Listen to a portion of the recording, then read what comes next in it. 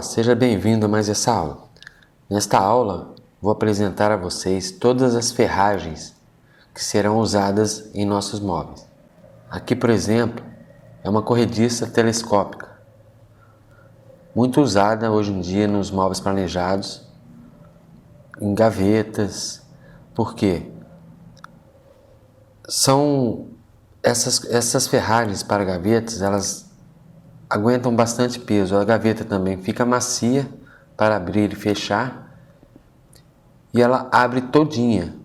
A gaveta sai todinha para fora. Elas são fabricadas de 50 em 50 milímetros. Aqui, como vocês podem ver,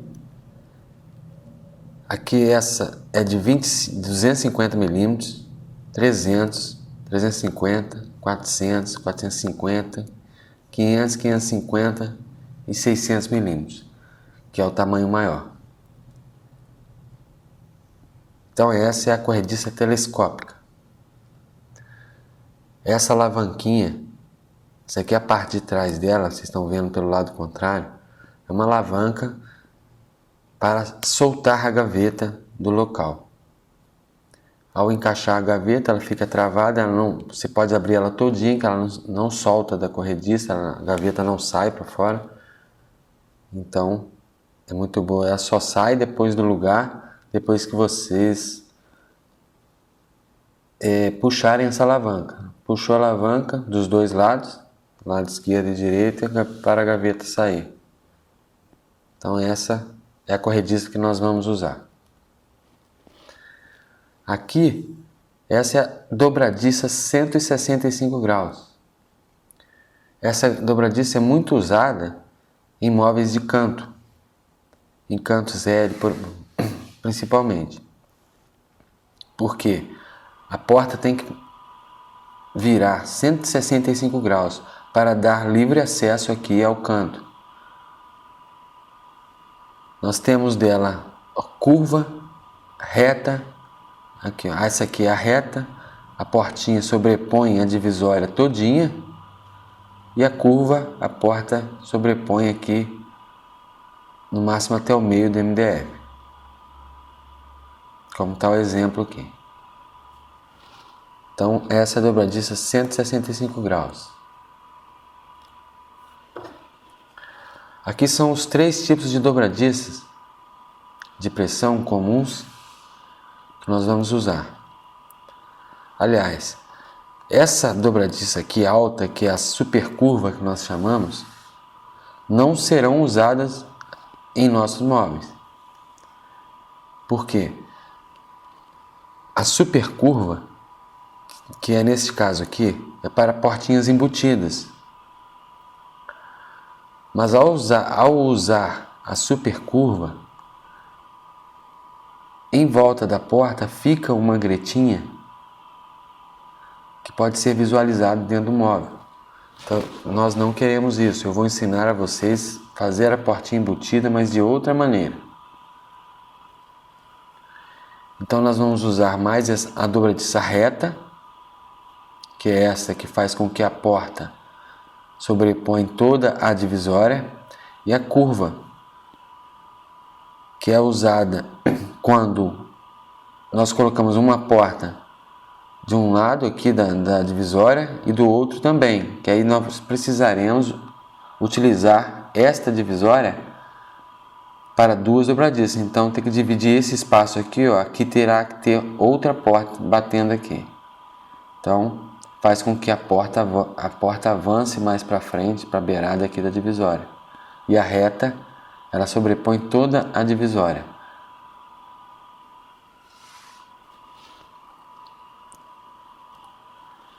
Esses são os puxadores de perfil puxador, ou puxadores acoplados, como nós conhecemos.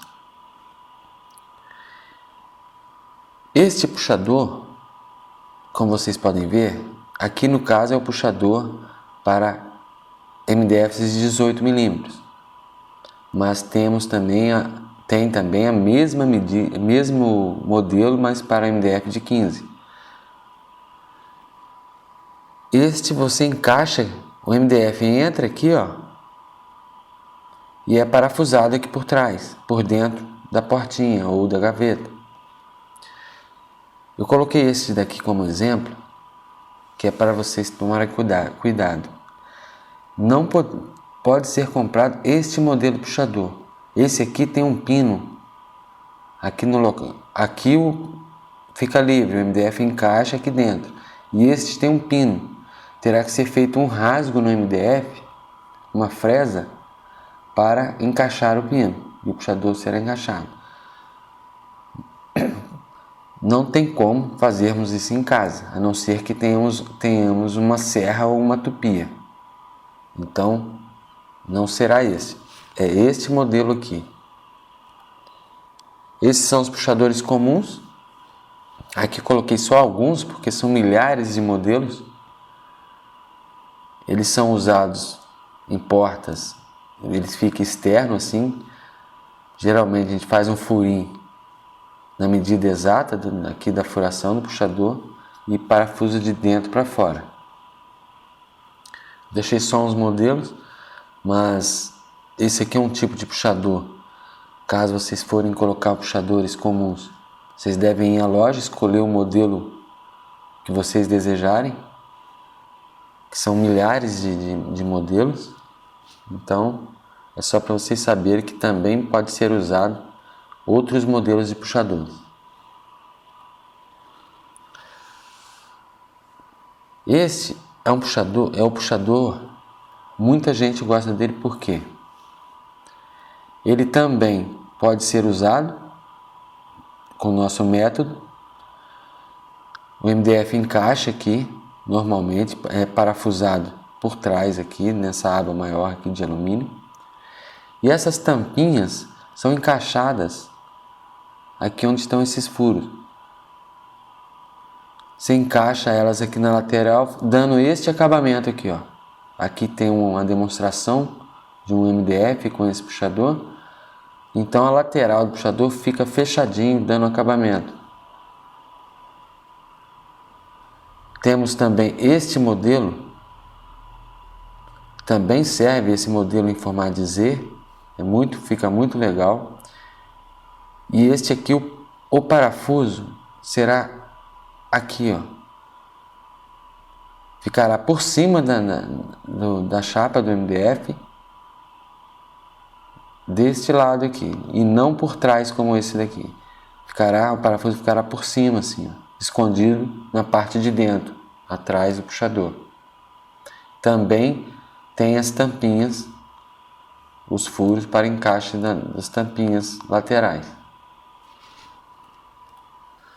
Esses são os trilhos que vamos usar nas portas de correr, principalmente nos roupeiros. Esse é o trilho inferior, que fica na parte inferior do roupeiro, e este é o superior. Esses aqui no caso de 2 ou 3 portas de correr. Esse com uma fresa só é quando são 2 portinhas ou uma só, e 2 portinhas encontram na mesma reta da outra. Usamos este trilho aqui com uma fresa, e esse aqui superior e esse inferior. As rodanas que nós vamos usar nas portas de correr são essas.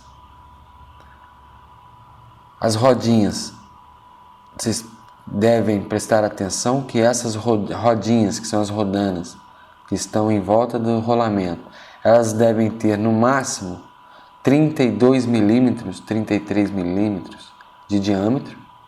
Não pode ser a outra que tem 40 ou 45 milímetros de diâmetro. Tem que ser essa daqui. Pode ser, a marca não importa muito. Vocês têm que ver se ela é de rolamento por dentro e que tenha 30, no máximo 33 milímetros de diâmetro. E que seja este modelo aqui. Aqui eu deixei este modelo de rodana, esse kit aqui para portas, para mostrar para vocês a diferença, que este nós teremos que fazer, embuti-lo no MDF, então nós não vamos usar esse. estas rodanas aqui, nós fazemos apenas um furo como o da dobradiça, na beirada da porta, com a broca de 35 milímetros, para fazer a montagem desta porta. E esta, nós teremos que usar a tupia para fazer um rebaixo para o encaixe. Então, a rodana correta para usarmos será esta.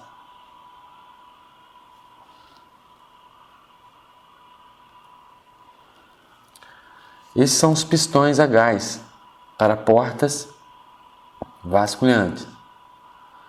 Nós temos eles 60 newtons, 80, 100 e 120.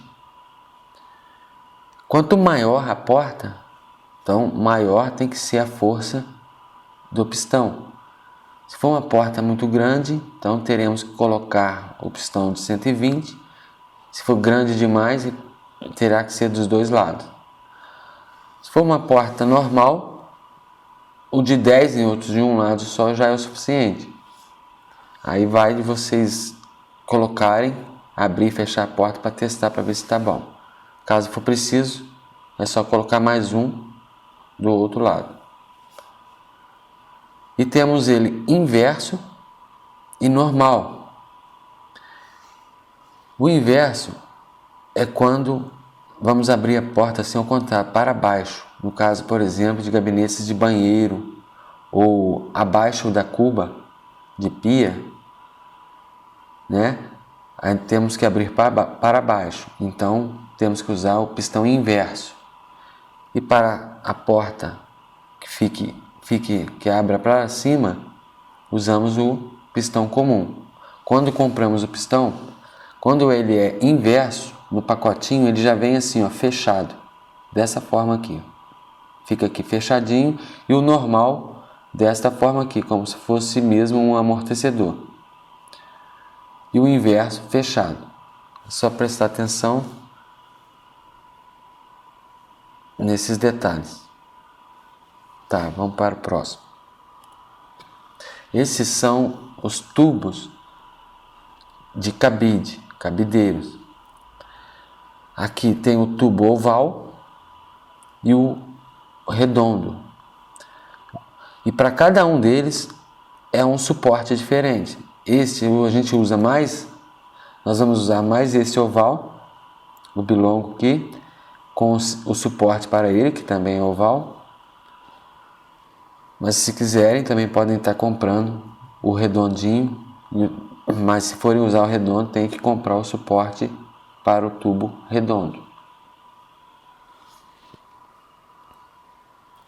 Essas são todas as medidas de parafusos que vamos precisar na montagem de nossos móveis. São todas as medidas, são só essas 4. 4x16, que será muito usado em dobradiças, nas corrediças. 3,5x25, será muito usado para parafusar fundos, frentinhas de gavetas. O 3,5x40, que é usado na montagem dos módulos, na montagem dos MDFs, é o 3,5x40. E o 6x60, este é usado com a bucha 8 mm de parede, para parafusarmos os módulos os módulos superiores que vão nas paredes. Então é usado o 6x60 com uma bucha 8 mm. Essas cantoneiras é as que são usadas para fixar os móveis na parede. Esses 3 furinhos vai na lateral ou divisória do móvel, e esse furo maior é onde será parafusado na parede. E isso aqui é uma capinha, que após parafusarmos o móvel, esta capinha é para dar acabamento na cantoneira, tampando assim todos os parafusos. Este pino com um parafuso aqui, uma bucha, é usado em prateleiras suspensas com suporte invisível. No caso, o pino fica, a gente faz um furo na parte traseira da prateleira, o pino é colocado na parede e assim encaixado na prateleira. A prateleira é encostada até ao final do pino, assim parecendo que a prateleira está com um suporte invisível. Parece que ela está embutida na parede, mas não, ela está com esse pino encaixado atrás, por isso que a gente chama suporte invisível. E aqui, esta chapinha é muito usada em nichos, também com suporte invisível, não fica nada aparecendo o que está segurando o nicho. É simplesmente feito um rebaixozinho aqui no MDF, onde a gente encaixa a chapinha e o parafuso é encaixado. A gente coloca 2 parafusos na parede, um de cada lado, na medida exata, e o parafuso, a cabeça do parafuso entra aqui e vem para a parte mais estreita e fica preso aqui, como se fosse um suporte para TV de parede, aqueles que a gente encaixa a TV. Então é como se fosse isso.